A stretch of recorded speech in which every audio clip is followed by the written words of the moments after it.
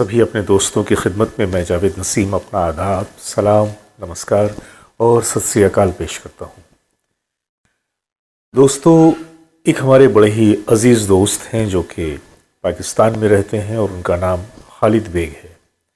Khalid bag साहब एक बहुत ही जानी मानी शख्सियत हैं और पाकिस्तान के रफ़ी के नाम से वो मशहूर हैं, क्योंकि रफ़ी साहब के गीतों को अपनी आवाज़ और अपने अंदाज़ में वो बड़ी ही खूबसूरती से अदा करते हैं। उनके सैकड़ों लिंक यूट्यूब पे भी मौजूद हैं। रफ़ी साहब के गानों को लेकर तमाम दुनिया का वो चक्कर लगाते हैं, शहरों शहरों जाते हैं और इस तरह से रफ़ी साहब के गानों के ज़रिए रफ़ी साहब के नाम को भी वो दुनिया के गोशे गोशे में पहुंचा रहे हैं। खालिद साहब से अक्सर मेरी बातें भी होती हैं और कुछ बड़े नफीस और रेयर किस्म के नगमों का तबादला भी होता है। कभी मैं उन्हें कुछ भेजता हूँ, कभी वो मुझे कुछ भेजते हैं और इस तरह से इस तबादले में एक तो ये है कि रफ़ी साहब की वो रेयर चीज़ें वो ज़िंदा होती हैं, वो यादें ताज़ा होती हैं और कहीं ना कहीं इससे हम दो अलग अलग मुल्क में रहने वाले दो दोस्तों के दरमियान जो रिश्ता है प्यार का, मोहब्बत का, दिलों का, वो भी और ज़्यादा मजबूत हो जाता है। आज उन्होंने मुझे एक ऐसा ही नगमा भेजा, रफ़ी साहब का बड़ा ही रेयर सा नगमा जो लोगों ने बहुत ही कम सुना है। और जैसे ही मुझे वो नगमा मिला, मेरे जहन में यादों के दरवाजे खुल गए। न जाने कितनी यादें थीं जो जब बाहर झांकने लगी और मैंने सोचा कि आज इस गीत को सुनने के बाद फिर से जो एक एहसास मेरे अंदर पैदा हुआ है, क्यों ना मैं अपने एहसास को अपने देखने वालों के साथ, अपने दोस्तों के साथ शेयर करूं।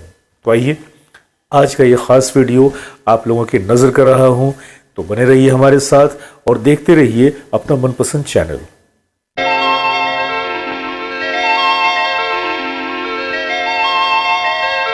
1966 में एक फिल्म आई थी।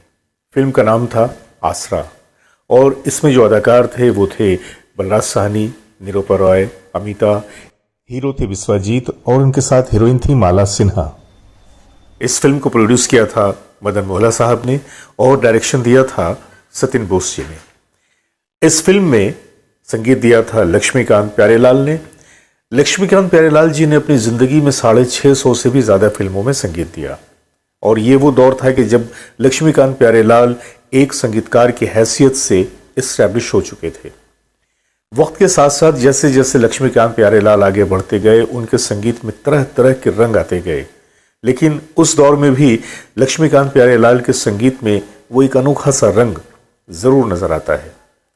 अक्सर ऐसा होता है कि कोई भी अदाकार या संगीतकार या गुलकार अपने शुरुआती स्टेज पे किसी न किसी से प्रभावित होता है, किसी न किसी से इंस्पायर होता है। इस फिल्म के गीतों को सुनकर कहीं ना कहीं ऐसा लगता है कि शायद मदन मोहन जी की वो रंगत, वो खुशबू, वो लक्ष्मीकांत प्यारेलाल जी के कुछ गीतों में चली आई है। इस फिल्म में 6 गीत थे और इन तमाम गीतों को लिखा था आनंद बख्शी जी ने। आवाज़ थी लता मंगेशकर जी की, आशा भोसले जी की, उषा मंगेशकर जी की और मोहम्मद रफ़ी साहब की। दोस्तों, मैं इस फिल्म के तमाम गानों की बात तो नहीं करूंगा, लेकिन ख़ास तौर से आज मैं 2 गीतों की बात करूंगा। अगर हम फीमेल प्लेबैक सिंगिंग की बात करें तो जाहिर सी बात है कि लता मंगेशकर जी एक ऐसा नाम है कि जिनके आगे पीछे दूर दूर तक कोई नज़र नहीं आता और ऐसा लगता है कि स्वर लता जी के गले तक ही आके रुक गया है। वो मिठास, वो दोशीज़गी, वो ताजगी, वो चाशनी हमें किसी और फीमेल बैक सिंगर की आवाज़ में नहीं मिलती। और इसमें लता जी ने एक गीत गाया है, नींद कभी रहती थी आंखों में, अब रहते हैं सांवरिया। अब रहते हैं सांवरिया। आनंद बख्शी जिन्हें अक्सर व बेशतर बहुत ही सीरियसली नहीं लिया जाता, कहा जाता है कि वो तो बड़े फिल्मी से तुकबंदिया टाइप के शायर थे और उनके गीतों में कोई गहराई नहीं होती। लेकिन अगर आप इस गीत को सुनेंगे तो आप देखेंगे कि आनंद बख्शी साहब ने कितनी खूबसूरती के साथ ये लाइनें लिखी हैं, नींद कभी रहती थी आंखों में, अब रहते हैं सांवरिया। बेमिसाल कॉन्सेप्ट, बेमिसाल लाइनें और लता जी ने इस गीत को इतना खूबसूरत गाया है कि मैं अल्फाज में बयान नहीं कर सकता। फूल रहते होंगे चमन में कभी। हाँ, इतना ज़रूर है कि इसकी कंपोजिशन को सुनने के बाद कहीं ना कहीं ऐसा लगता है कि चुपके से लक्ष्मीकांत प्यारेलाल के दिमाग में मदन मोहन जी प्रवेश कर गए थे। ये तो रही उस गाने की बात कि जो लता जी की आवाज में रिकॉर्ड किया गया था। एक गाना और जो मोहम्मद रफ़ी साहब की आवाज में रिकॉर्ड किया गया था और आज जिसे मेरे प्यारे दोस्त खालिद बेग ने मुझे वहां से भेजकर उस गीत की यादों में फिर से डुबो दिया, वो है रफ़ी साहब की आवाज में शौकियां नजर में है मस्ती।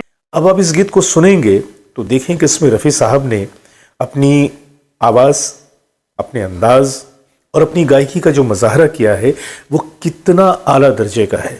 जब से है मेरे ख्याल में कोई बात कोई। एक रफ़ी साहब के यूं तो यूं कह लीजिए आपके उनके गले में न जाने कितने प्रकार के फिल्टर्स लगे हुए थे कि हर अदाकार के लिए वो एक अलग आवाज़ निकालते थे और उस अदाकार की तरह आवाज़ निकालते थे। लेकिन कहीं पे वो पाटदार नज़र आते हैं, कहीं पे वो सॉफ्ट नज़र आते हैं, कहीं पे वो खरज में नज़र आते हैं। ये उनकी एक खासियत थी और उनकी आवाज़ के वो रंग थे।